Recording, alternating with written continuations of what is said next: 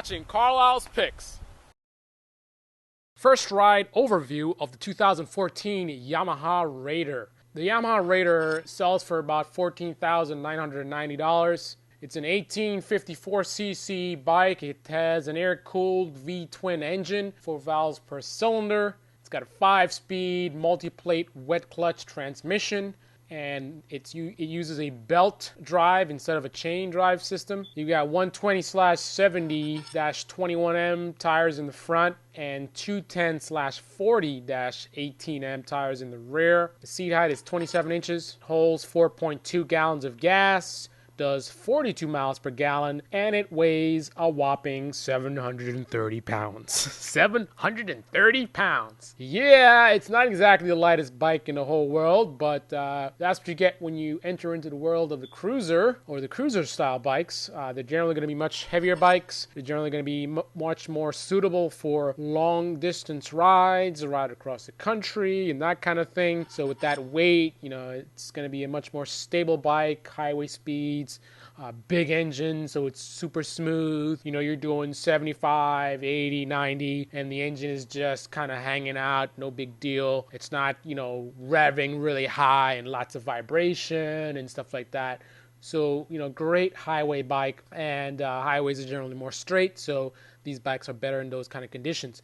However, if you want something more for twisty roads, not saying you can't take a cruiser on a twisty road. I've seen guys dragging parts of their bikes on the cruisers in twisty roads, but generally speaking, you want to be on a sport bike or even a standard bike for, having the maximum fun on a twisty road. These bikes are really going to be for cruising down the highway. That's why they call them cruisers. So anyway, here is my first experience riding a cruiser. Never been on a cruiser bike before. I've been wanting to do it for quite a while, so tried out the Raider bike, and it was hilarious. Where should I begin? Well, first things first. I get on the bike, and the foot pegs are like way, way, way forward compared to standard bikes and sport bikes. So I'm fidgeting around trying to find the pedals. Sure, you can look down and see where they are, but you're holding up the bike. generally, experienced rider, we don't really look down at the pedals anymore. It's kind of a beginner thing. So I'm trying to find them without looking down and not really having a good time. And then it's kind of a big bike. I don't want to drop it over. It's over 700 pounds. Then some people started coming over and they're looking at me, so I got nervous. And then, oh yeah, me riding on twisty roads in the rain and riding in storms and all over the world, and I'm nervous. Yeah, I'm human. So people are looking at me. I'm nervous on the bike. Can't find the pedals. And then because of all that stuff, I try to go into first gear, and what do I flick but the brake pedal? Yes, I try to change gears by hitting the brake pedal. So now all of a sudden, I don't even remember the most basic part of riding a motorcycle, which side the foot brake is on. Talk about embarrassing. I was just like, wow. The guy comes up to me, he's like, have you ridden before? I'm like, oh my goodness. So I pull away and, riding the bike. And, one of the first things I notice about the bike is, you feel a little bit uncomfortable for a guy who's used to sport bikes when you come to slow speeds, when it comes to like making a corner. So let's say, for example, you're coming up to a light, you're about to make a right turn or a left turn. You're going to feel a little nervous, because of the weight of the bike. It's kind of cumbersome compared to what we're used to on those like super nimble, super sport bikes. Please, you guys that ride cruiser bikes, please understand again that I'm coming from. This is my first time on a cruiser bike, and all I ride are sport bikes, super bikes, stuff like that. So my frame of reference is going to be a little bit skewed compared to yours. All right, so yeah, it feels a little awkward going around the corners and stuff like that. Then I'm trying to change gears, and I can't change gears. I'm just like, what is up with this bike, man? I can't even change gears. Then I realize I'm actually using the gear shift as a foot peg. So yeah, because of the awkward position where you hold your feet, I actually ended up, and then you're not looking down. You get to look where you're going and stuff like that, right? I don't want to be on the road looking down. So that's like a noob thing to do in a parking lot. So I'm trying to, find the pegs, when I'm looking up. So I ended up at some point putting my foot on the gear shift. Didn't realize it until I'm trying to change gears. I'm like, it won't move. Yeah, because you got your foot on top of the shifter. Now your foot should be on the foot peg, and when you want to go down a gear, you should lift your toe up and tap the top of the gear shifter. But if I'm already on top of the gear shifter, like I've got like the heel of my foot, or the arch of my foot rather, on the gear shifter, not gonna happen. So that was funny. And then to finish off the day of how funny it was is when I got back on the Ninja and I couldn't find the foot pegs because I finally got adjusted to the Cruiser. So I was looking for the foot pegs too far forward.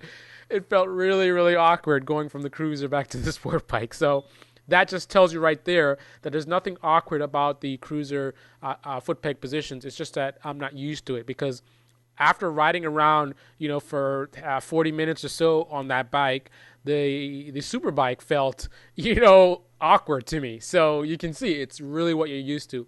Now, how did the bike handle? It had like a Cruiser, so nothing impressive, nothing to really brag about or talk about. I can't complain about the handling. Again, it's a Cruiser bike, so it handled how I expected a Cruiser bike to handle. My only frame of reference really is going to come from bikes like the Brutale 1090 RR, which is obviously a completely different bike. I hate to even compare it, but I bring that up because it's a heavier bike. So that, and I can't. That's all I have really to compare. But I think it handles what you'd expect from a Cruiser bike.